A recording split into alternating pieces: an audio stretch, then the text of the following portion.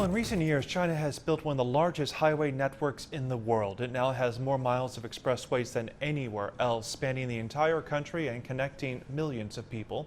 Starting today, CGTN will take you on a special road trip along some of these highways. First, we're going to go to our reporter Xu Mengxi, who's in Shanghai, where China's first expressway was built. We have just witnessed a very exciting launching ceremony for an event that we're now calling Along China's Expressways. It's a series of activities initiated by China's Ministry of Transport, which will take us through major expressways in China to explore the development of the country's road network. And in fact, there's already a long story to tell when it comes to the location of today's launching ceremony. Behind me is the Hongchang Expressway, which connects the downtown Shanghai with the suburban Jiaotong district. Is actually the very first expressway put into operation in China, and that was in 1988.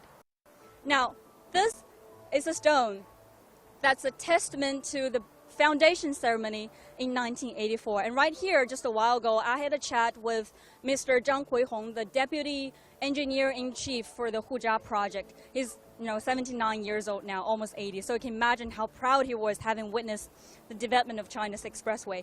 He told me that back in 1984, cars in China could only drive up to a speed of 80 kilometers per hour. And this 20-kilometer long road behind us would often take people more than 2 hours to drive through due to congestion. So building this road was not only a decision to solve this problem, it also kind of epitomized the zeitgeist of the time, the spirit of the 1980s, which was to, daring to become the first to make pioneering efforts against the bigger context of China's reform and opening up. Let's also get an overview of just how quickly China's expressways have grown. 5 vertical and 7 horizontal lines. That's what China's expressway network looks like from the air. The blueprint was first announced back in 1991 when China was still at the initial stage of market reforms, and the speedy growth of the economy began to drive an accelerating demand for more efficient transportation. The project aimed to build 12 expressways with a total length of 35,000 kilometers in 30 years, so the targeted completion date was last year. But the construction was actually finished by 2008, that's 13 years ahead of schedule. The 12 lines have connected not only all the megacities including Beijing, Shanghai and Guangzhou. They've also reached most medium-sized cities, covering about 70% of China's urban residents. Defying the challenges of varied terrain and climate, they allow the advantages of the country's development to extend into previously less accessible areas. The Shanghai-Chongqing Expressway is one key route. Known as the Riverside Expressway, it connects all the major cities along the Yangtze River. It used to take several days to travel the 1,700 kilometers between the cities by ship, but now the drive takes only 17 hours using the expressway. Shanghai, at the eastern end of the road, is China's financial center, while the western extremity used to be one of the country's most poverty-stricken areas, the Wuling Mountain region, spanning Hubei, Hunan, Guizhou provinces, and the city of Chongqing. As an area targeted by China's poverty alleviation drive and with improved transport links, all 71 counties in the region have been lifted out of extreme poverty. Another economically important horizontal line is the Lianyungang-Khorgos Expressway. It links up the key port of Lianyungang in coastal Jiangsu province with Khorgos in the far western Xinjiang region.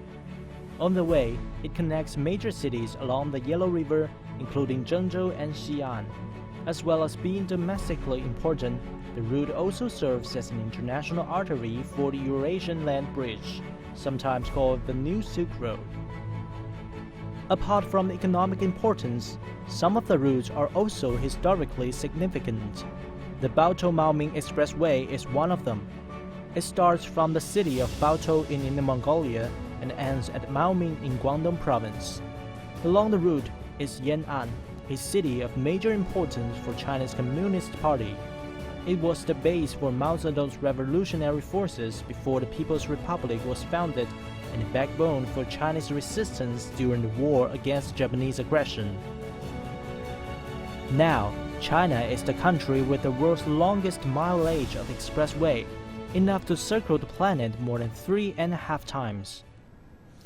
And China still has bigger plans in store for its expressway network. One of the goals in its latest development plan is to build 25,000 more kilometers of highways. This is in line with a wider goal of building a more comprehensive transportation system that would improve domestic travel and connections with neighboring countries. So joining us now to talk about this is Hongchang, an associate professor with Beijing Jiaotong University. Good to have you with us on the show, Professor. So let's talk about, really the basics here.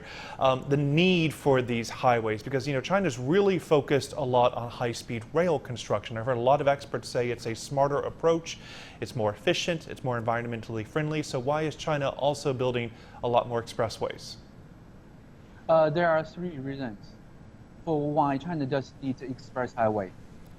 First, there's an old Chinese saying that if you want to get rich, build roads first.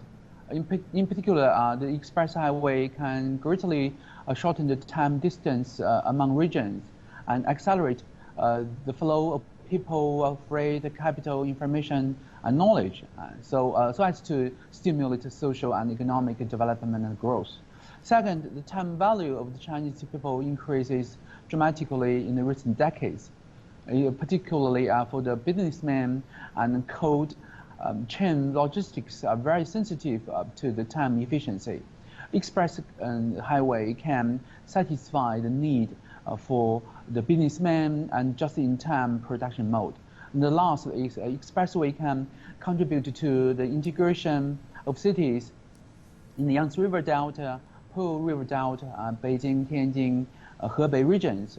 As we know, metropolitans are the engines for the economic growth around the world. So express highway can help the function of metropolitans and city belts in our country, and facilitate the achievement of economics of immersion. Right, but Professor Li, when you compare it to other forms of transportation in China, particularly high-speed rail, again, I want to focus in on that. What are the advantages of highway construction and highways when you compare it to other ways to get around China?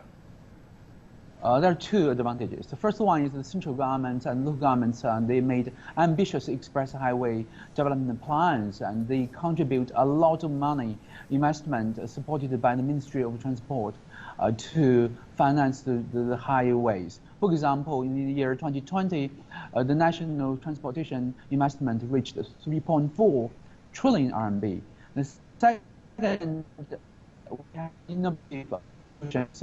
We encourage investment and financing from the financial organizations and public sector and private investors. We innovate on the public-private partnership mode to promote the construction investment of express highways.